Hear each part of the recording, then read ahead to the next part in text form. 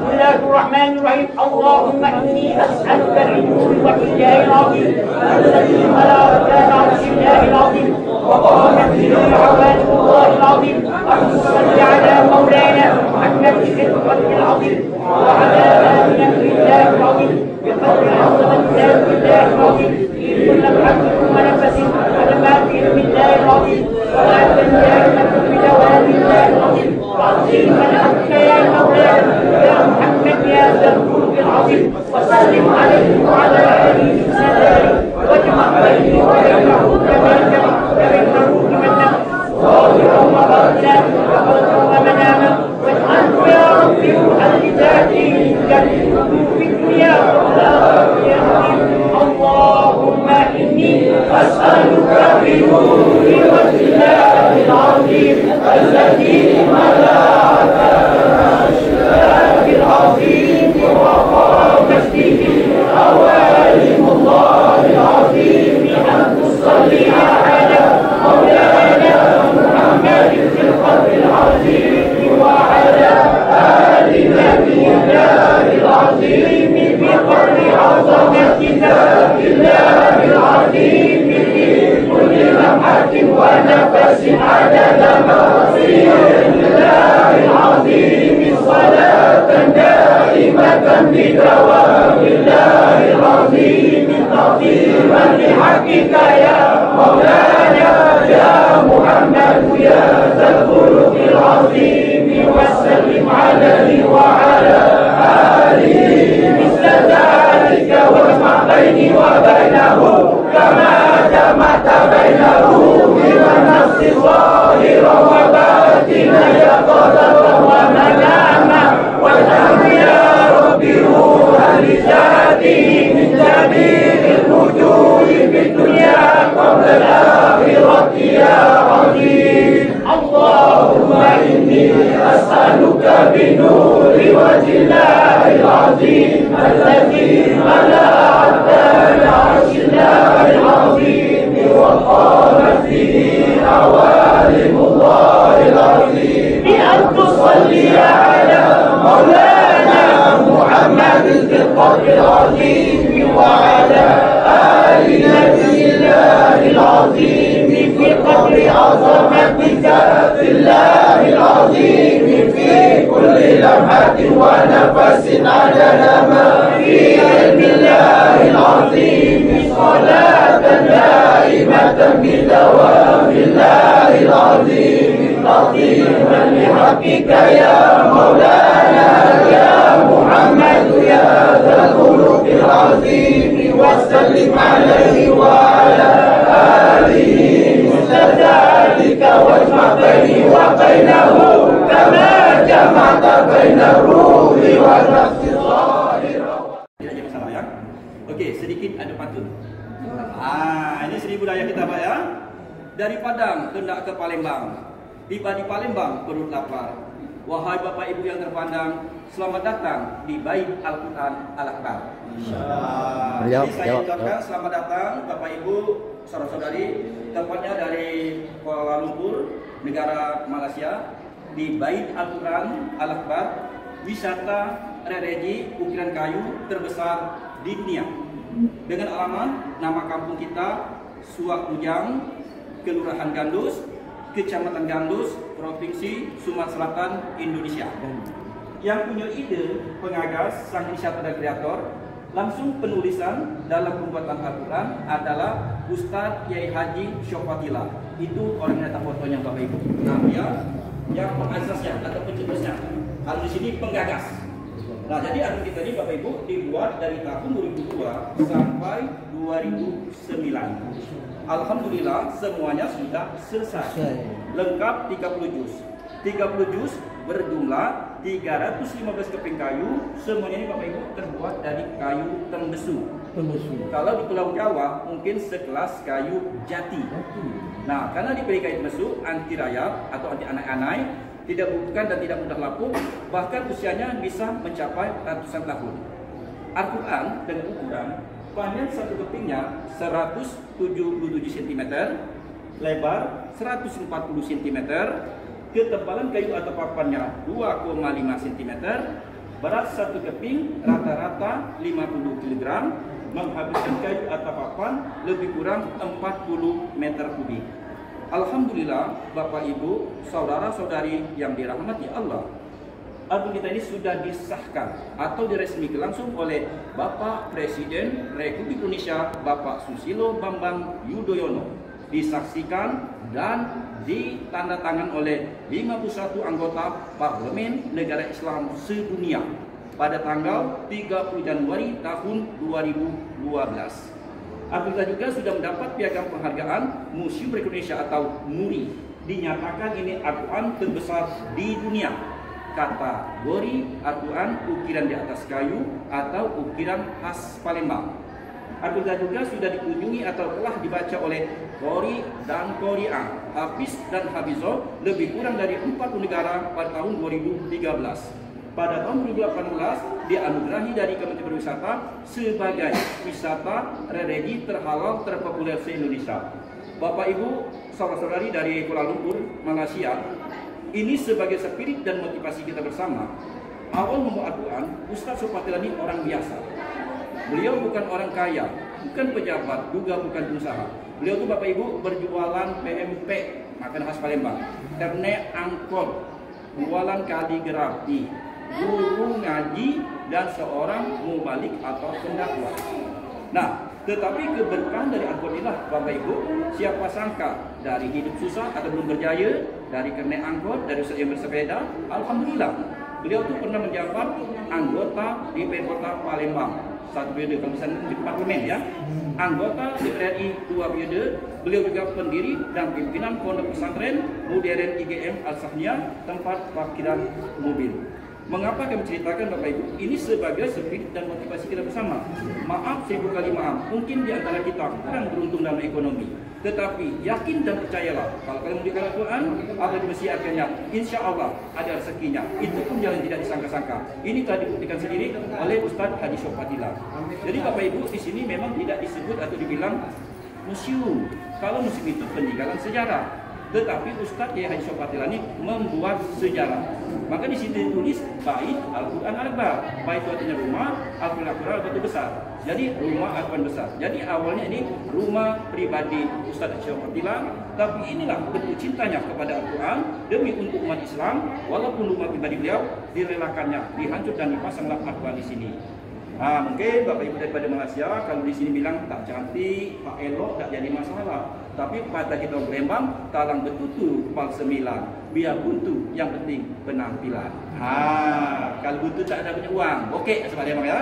Nah, jadi ini bahasa Palembang. Jadi Bapak Ibu, kalau di Indonesia ini kalian bingung nanti setiap daerah berbeza-beza bahasanya. Untuk Sumatera ini bahasa Melayu ada berjalannya nak ke mana, anak siapa, nak ke mana. Itu bahasanya Pak. Makanya bahasa Palembang ni kadang-kadang mirip bahasa Jawa. Contoh Pak, kaki di sini bilang sikil, baju kelambi, di dalam di jeru, orang uang. Nah di belakang diburi, di dalam di jeru. Itu bahasa Palembangnya. Makanya Pak, kalau ada bahasa Indonesia, Indonesia akan bersatu. Dari Aceh sampai Papua itu bahasa berbeda-beda. Makanya bahasa di Indonesia Pak diartikan dua. Satu, bahasa pemersatu. Kedua, bahasa perjuangan. Bagaimana setiap daerah itu akan sama Pak kalau tidak paham. Jadi makanya ada daerah bahasa Indonesia. Jadi Bapak Ibu, bahasa Indonesia itu mengapa Indonesia seluruhnya bahasa Indonesia? Sebab dari dini sudah diajarkan. Dari TK, SD, SMP, SMA sampai universitas bahasa Indonesia.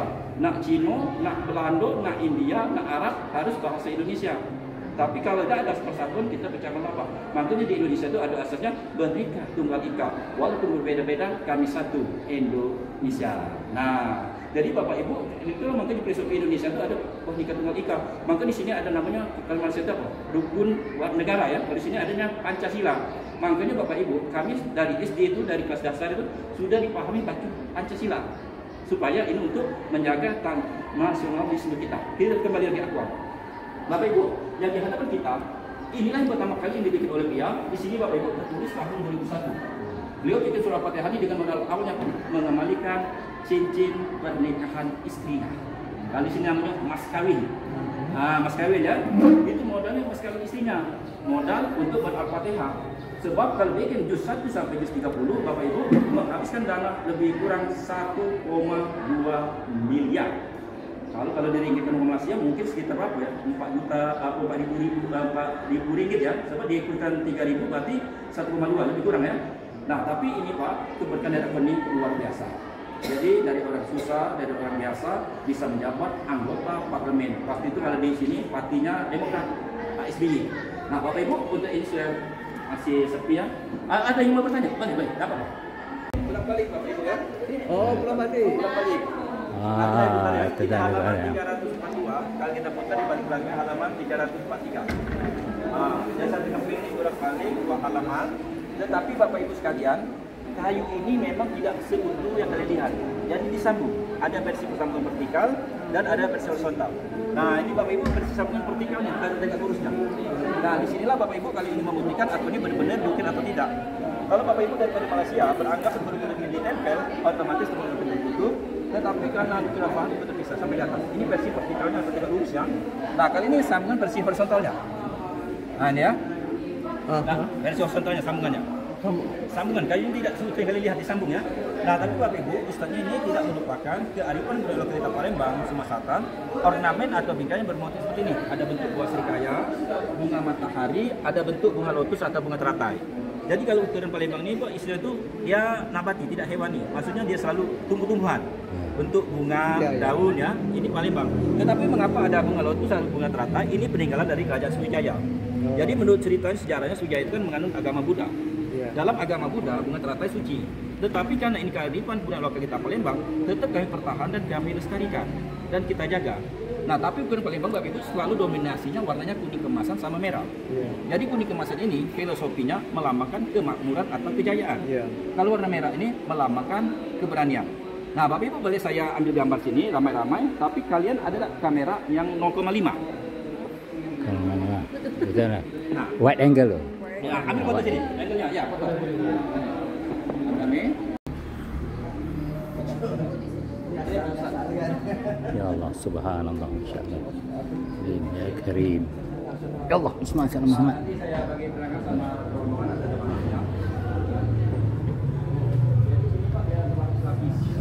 Ya Allah.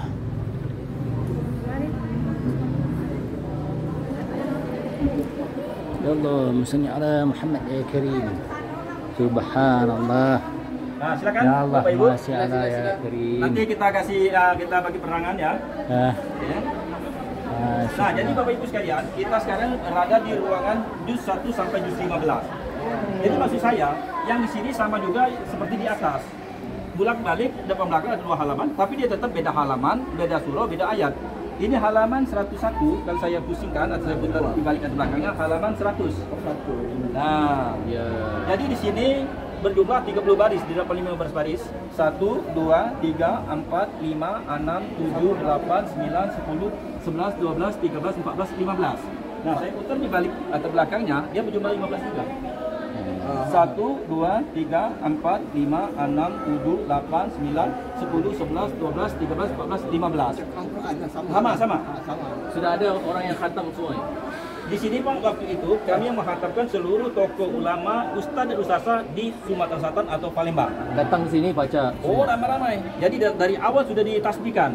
Di sini nama tokohnya dia seorang hafiz Imam Besar Masjid Agung, namanya Ustaz Nawawi Denci. Kita dia tahqiq lah.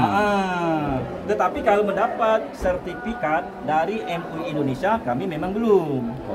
Tapi Ustaz tetap dia bangga dengan Ustaz-Ustaz kita di Palembang, Sumatera Selatan. Mengapa dia minta itu? Dia minta menghargai mereka. Jadi ilmu mereka itu bukan bermanfaat. Pak Cik ini pandai nih bahasa Al-Quran, tapi kita tak manfaatkan dia untuk baca ini, habiskan, berarti kita tidak menghargai beliau, tidak kita manfaatkan ilmuannya. Mengapa kita harus betul disimak. Tapi dari awal sudah. Nah, Bapak Ibu pembuatannya tekniknya begini ya. Saya bantu. Sini ya. Nah, ini kan ada surah Al-Fatihah.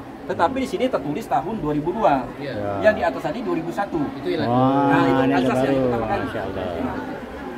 Nah, ini Al-Fatihah. Teknik pembuatannya Bapak Ibu begini. Kita mau bikin surah Al-Fatihah. Ditulis langsung oleh Ustaz Al-Fatihah itu di atas kertas karton. Nanti dijiplak di atas kertas minyak atau kertas karkir. Hasil dari jiplan tadi dibaca, dikoreksi atau ulang-ulang. Oke, surah Al-Fatihah sudah betul, sudah benar ada silapnya, baru ditempelkan di papan saipan ini. Nah, hasil jiplakan tadi itulah sebagai pola atau emal panduan untuk si pengukir. Ya. Bapak Ibu daripada Malaysia mungkin paham, pengukir Indonesia ini rata-rata pengukirnya otodidak. Ya. Jadi mereka tidak keluar dari universiti atau pendidikan tertentu, tapi turun-menurun dari kakek buyutnya. Ya. Nah, itu Pak. Padahal mereka itu tidak ada sekolahannya, Pak. Ya, Tapi keahlian talaki mereka itu. luar biasa, bisa membuat seperti ini. Mungkin Bapak Ibu daripada Malaysia sudah melancur ke luar negeri atau keluar dari Indonesia, mungkin satu-satunya akun di dunia itu yang ini, yang diukir dipahat di atas kayu. Ya, Masya Allah. Nah, dalam bahasa Palembang Bu ditata.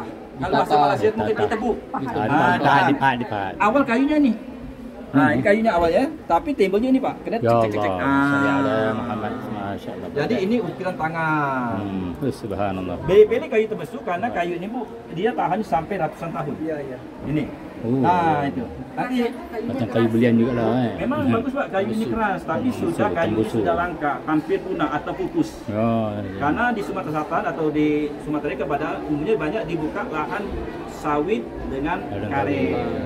Karena kayu tembus ini dia tumbuh hidupnya liar. Liar. Ya, liar dia di hutan-hutan. Nah, itu.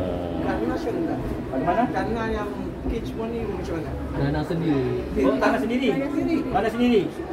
Sendiri. Makanya Indonesia itu Pak tidak mau dia bersentuhan dengan kerajaan. Ya.